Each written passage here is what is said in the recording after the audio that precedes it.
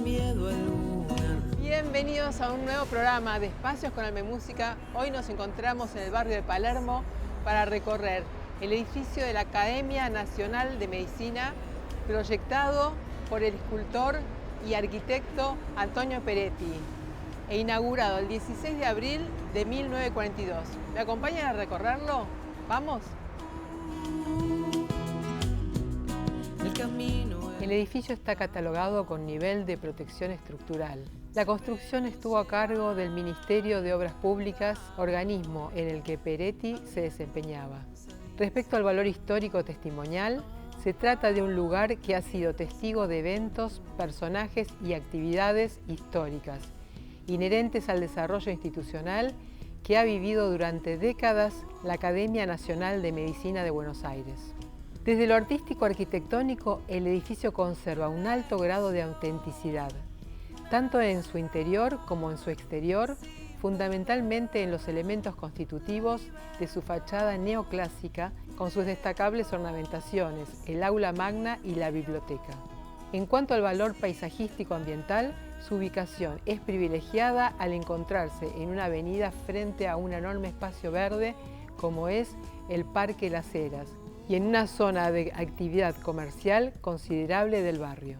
De aquí salieron 3 premios Nobel: Husay, Leloir y Milstein. Hacia el final del programa, en el momento musical, nos visitan hoy una Big Band, la Kubil Orquesta, para realizar un reconocido tema de Porter, I've Got You Under My Skin. ¿Me acompañan? Vamos.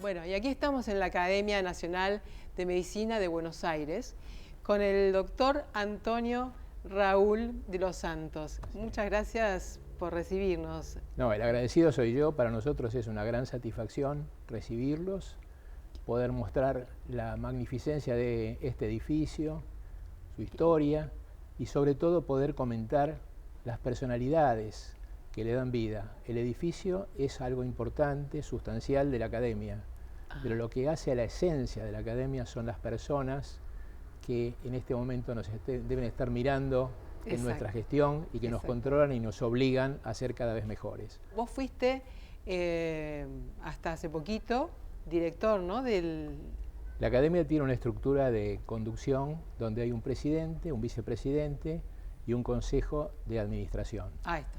Yo tuve el privilegio de ejercer la presidencia en uno de los momentos críticos de la Academia, que fue el lapso exacto de comienzo y terminación aparente de la pandemia.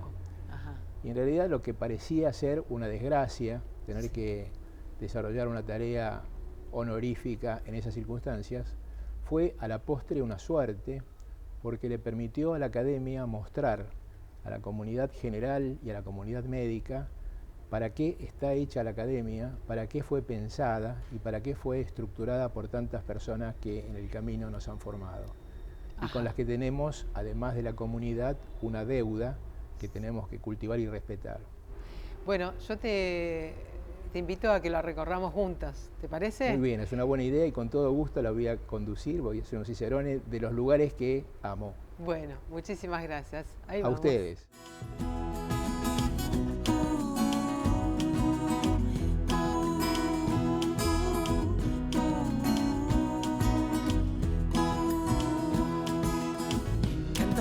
Y bailando voy por los caminos. Bueno, y aquí estamos en el aula magna de la Academia Nacional de Medicina con el historiador Roberto Elizalde. Roberto, un placer tenerte con nosotros. Gracias, gracias. En pocos días he estado varias veces porque estuve el otro día hablando en el acto del Bicentenario, los 200 años que se cumplieron el 9 de abril. Qué bárbaro, qué bárbaro. 9 de abril de 1822 salió el decreto de la fundación de la Academia. Y una cosa curiosa y muy entretenida, que la historia no lo dice, el día que se firmó un decreto, ¿qué humor tenía el que lo firmó? ¿Lo podés saber? No. Pero justamente Rivadavia, que acá está su busto, ¿no es cierto?, que fue el ministro fundador de la Academia y que preside esta aula magna, según el comentario del agente norteamericano en Buenos Aires, John Murray Forbes, hacía meses que le venía pidiendo verlo, pero Rivadavia era de muy buen comer. Ajá. Y se había agarrado una indigestión terrible que lo tuvo durante 3 meses fuera del gobierno. Se fue a una quinta a San Isidro, venía una vez por semana y firmaba el despacho, y este hombre pedía audiencia. Ajá. Y al día siguiente escribe: hoy 9 de abril me recibió Rivadavia, estaba de excelente humor.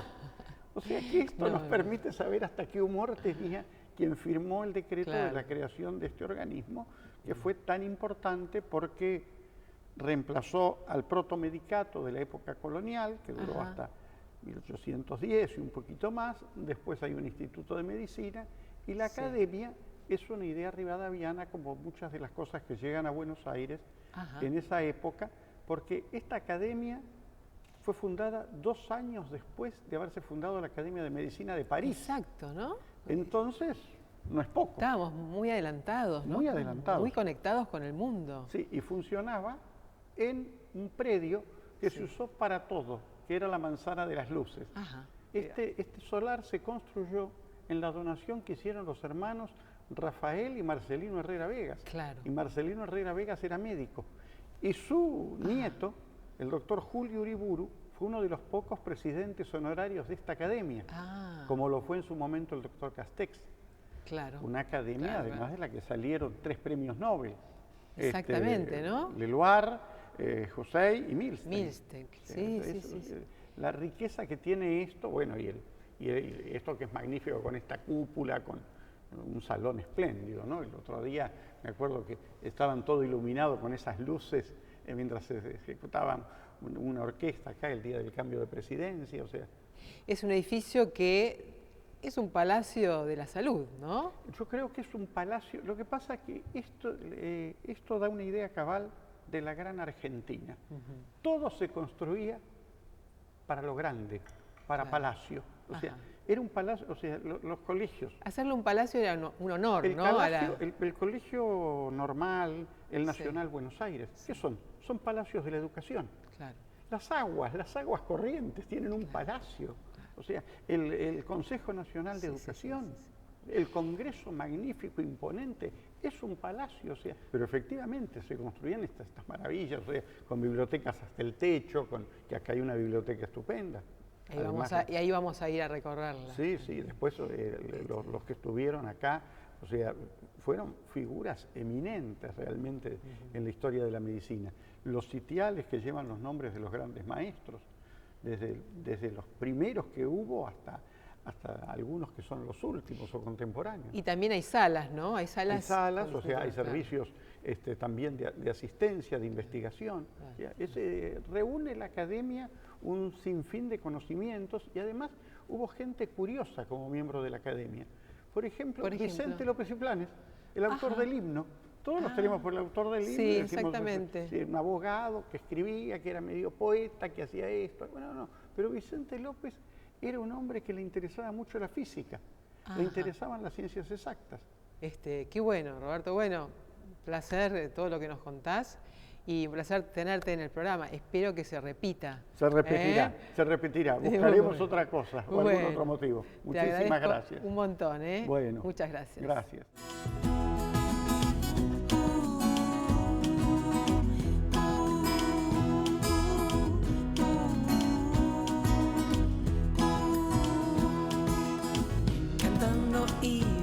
Bueno, aquí estamos con el doctor Manuel Luis Martí. Un placer, doctor, historiador también, ¿no? Sí, es uno de mis vicios. Bueno, qué espectacular esta aula, ¿no? Que es la sala del plenario. La sala Acá del plenario. Donde se reúnen todos los académicos una vez por mes para aprobar o desaprobar lo que ha hecho el Consejo de Administración. ¿Y qué nos puedes contar, Manuel Luis, del edificio y de la historia del edificio, ¿no? También. La academia acaba de cumplir 200 años, es decir, es de 1822. La fundó Bernardino Rivadavia con Martín Rodríguez, que era el gobernador. Bernardino Rivadavia recién venía de Europa. Se había ido en el año 14 con Manuel Belgrano para buscar un monarca, Y Belgrano se volvió rápidamente, pero él se quedó hasta 1921, observando todo lo que era el mundo en ese momento. Y ahí vio que en el año 20 se había fundado la Academia de Medicina de Francia. Cuando llegó acá a la Argentina, lo primero que hizo fue fundar la Universidad de Buenos Aires. Él no era universitario. Y luego, al año siguiente, en 1822, la Academia Nacional de Medicina de Buenos Aires se llama. Si bien es del país, en ese momento todavía la Confederación Argentina no estaba constituida. Cuando fue fundada en forma, era una entidad autónoma, para que tuviera su propia opinión, que pudiera decir lo que quisiera, digamos, sin ningún tipo de problemas con las autoridades. Pero después fue cambiando y durante mucho tiempo estuvo vinculada con la universidad también.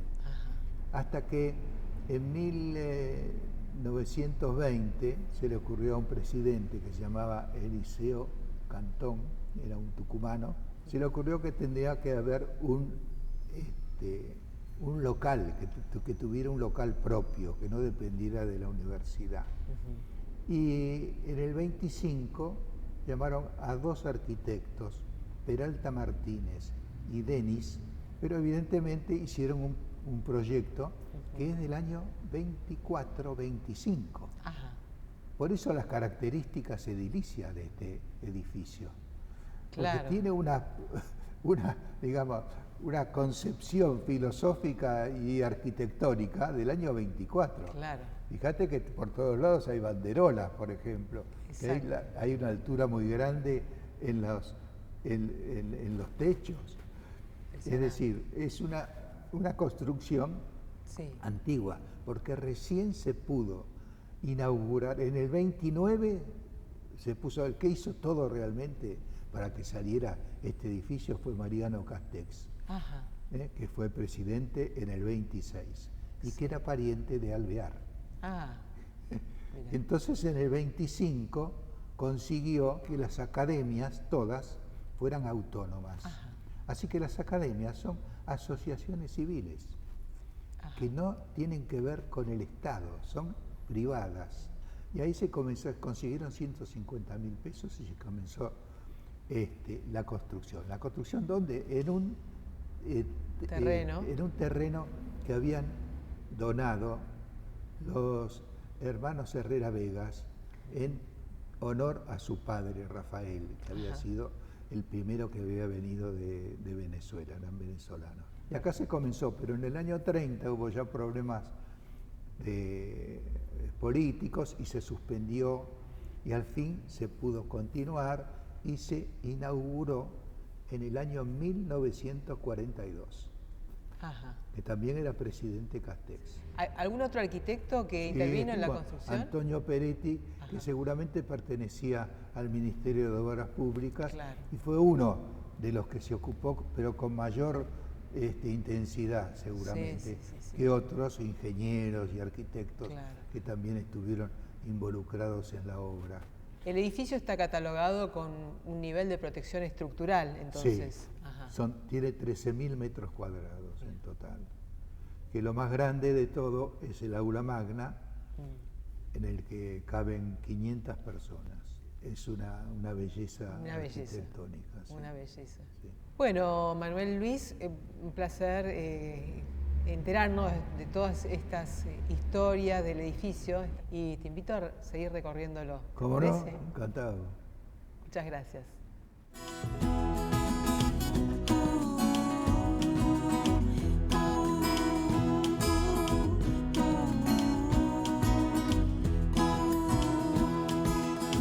Cantando y bailando voy por los caminos del amor. Bueno, aquí estamos con la arquitecta Marina Basta, especialista en patrimonio e historia. Muy bienvenida, Marina. Gracias, Cintia. Placer. Bueno, hablamos un poco de este edificio de la Academia Nacional de Medicina y su estilo, sus fachadas, sus aulas. Bueno, este es un edificio que podría encuadrarse como neoclásico.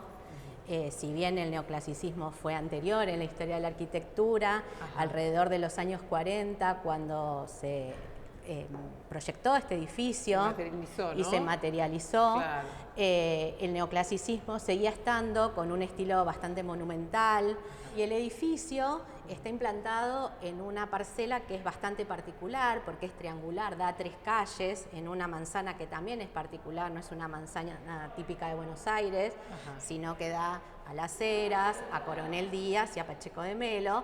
Y entonces el neoclasicismo, que tenía un sistema bastante simétrico, axial, claro, para trabajar, acá se encuentra complicado. Pero bueno, se resuelve igualmente con una planta que en realidad tiene una centralidad, que es el aula magna, y un acceso principal por la avenida Las Heras, con su frontis, una columnata jónica y una escalinata, que también es algo muy particular en general de los edificios institucionales, que no dan directo a la calle, sino que uno sube unas escaleritas para acceder, no como en una vivienda y demás. Darle una jerarquía al acceso, ¿no? Al acceso totalmente. Sí. La fachada sobre Coronel Díaz también tiene sus elementos ornamentales. Las columnas en Coronel Díaz se convierten en pilastras y hay un frontis más pequeño, no ornamentado. Y después sobre Pacheco de Melo, que es la parte más funcional de los laboratorios, los institutos de investigación, el aventanamiento continúa. Y hay una lectura igual de toda la fachada, que cuando uno la recorre, de basamento, desarrollo y remate. Claro. Así que bueno, y el frontis, específicamente el frontis de esta academia, está bueno también compararlo con otro frontis relacionado con la medicina, que es hoy la Facultad de Ciencias Económicas, que antes fue la antigua Facultad de Medicina.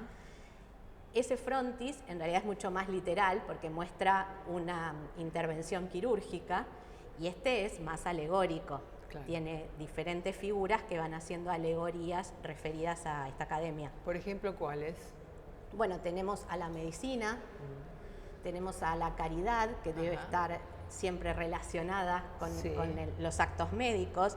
Y también tenemos una serie de animales del otro lado. Tenemos un simio o un orangután ahí, que tiene que ver con pensar esos inicios de la medicina como algo más científico y menos relacionado con lo mítico, lo ritual y demás. Claro.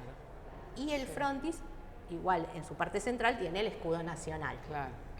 ¿Qué podemos decir con respecto al aula magna? Bueno, el aula magna es el corazón de este edificio, en donde en algunos otros edificios habría un hall central de triple altura. Aquí encontramos el aula magna, con una cúpula casetonada, que en algún momento tuvo iluminación cenital, que luego hoy no lo tiene, y que esa gran cúpula está sostenida por 4 pechinas, se llaman esas nervaduras, que están también trabajadas con otras alegorías referidas, a temas que trata la Academia Nacional de Medicina. ¿Sabemos quién las hizo esas Se supone que tanto el diseño de esos motivos como el del frontis y además el proyecto es del arquitecto y escultor Peretti, que trabajaba en el Ministerio de Obras Públicas, lo que nosotros conocemos como el MOP.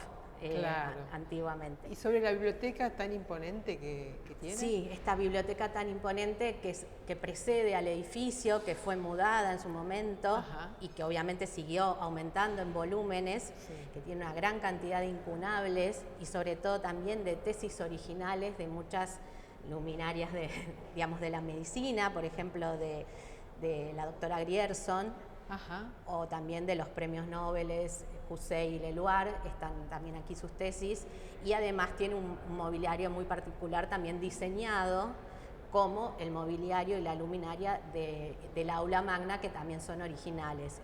La biblioteca es una de las más grandes de Latinoamérica, ¿no? Sí, es una de las más grandes de Latinoamérica, incluso una de las que tiene mayor cantidad de volúmenes en la Argentina. Y bueno, es muy importante no solo hacer la visita vía web, donde se pueden ver muchísimos de estos libros, sino también visitarla porque el lugar realmente merece la pena. Bueno, Marina, te agradezco mucho y bueno, vamos a seguir disfrutando de este hermoso edificio. Gracias a vos. Gracias.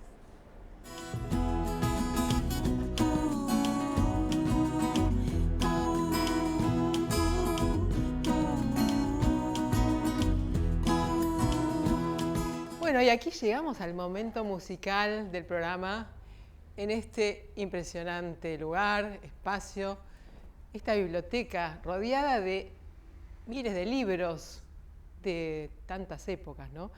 Así que bueno, bienvenidos a la Kubil Orquesta. Muchas gracias por estar aquí.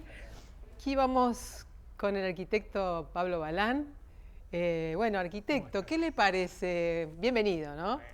¿Qué le parece este lugar, este edificio? Este edificio es una maravilla, es un típico exponente de la arquitectura neoclásica. Ajá. Hay varios ejemplos de arquitectura neoclásica en Buenos Aires. Está la Facultad de Derecho, está la Facultad de Ingeniería, está el colegio al cual yo fui, que es la Escuela Roca, la que está al lado del Teatro Colón. Hay muchos ejemplos de esta arquitectura. Este edificio se hizo en el año 40 y tiene características, digamos, ornamentales muy destacadas. Los edificios neoclásicos se hacían básicamente en la arquitectura pública, ¿no? Los edificios públicos, digamos, y daban un tono de majestuosidad, digamos, a la ciudad. ¿Y qué te pasa a vos venir a tocar a este lugar? La verdad que yo no lo conocía y es maravilloso. Y esta biblioteca es una cosa que si uno no la conoce, yo invito a que todos vengan a conocerla porque... Digna de conocer, ¿no? Digna de conocer. Totalmente, de acuerdo contigo. Sí. Bueno, gracias por todo los que nos contaste. Y ahora vamos con el director, Mauro Peterman. Bienvenido. Gracias. Bueno, contanos un poquito de la banda, del nombre de la banda, Kubil Orquestra. Kubil Orquesta. ¿Por qué el nombre es? Porque empezamos a ensayar ya hace más de 20 años, no todos los integrantes, algunos apenas habían nacido. Ajá. Otros... Sí, veo que hay de todas las edades. Otros ya fueron abuelos en la orquesta. Ajá. Y ensayábamos en una terraza de Parque Centenario, ajá, a la que le empezamos a decir el Kubil. Ajá. El Kubil, porque era una terraza... ¿Era cuadrada? Con una parrilla, claro, con una parrilla que tenía una terraza que daba al parque. Y quedó, ¿dónde ensayamos? En el Kubil, y ahí quedó. O sea que es un nombre arquitectónico también. Claro, de alguna manera sí, bueno. sí. Bueno, y hoy los voy a invitar a cantar una canción de Porter, ¿no? Que se llama I've Got You Under My Skin. Así es. Dale. Bueno, vamos.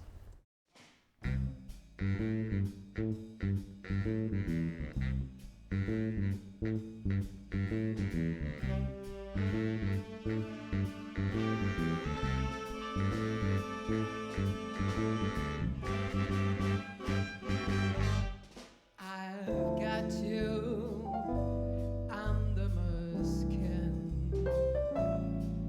I've got you deep in my heart of me.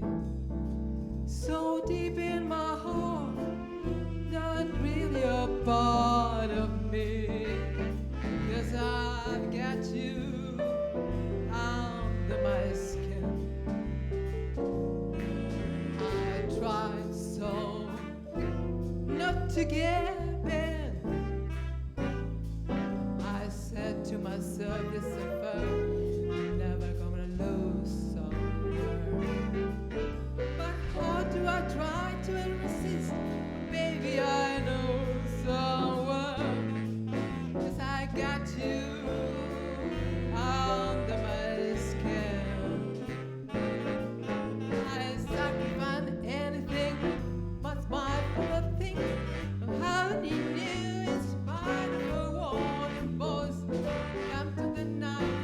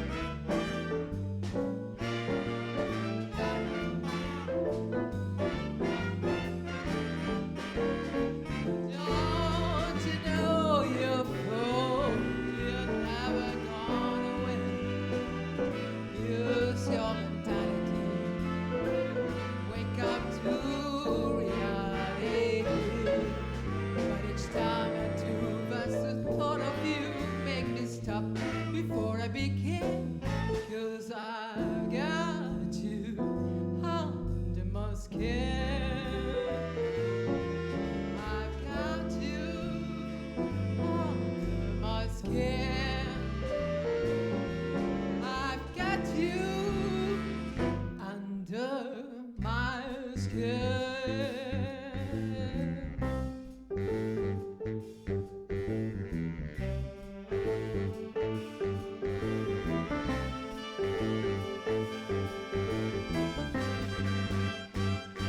Under my skin. Chau.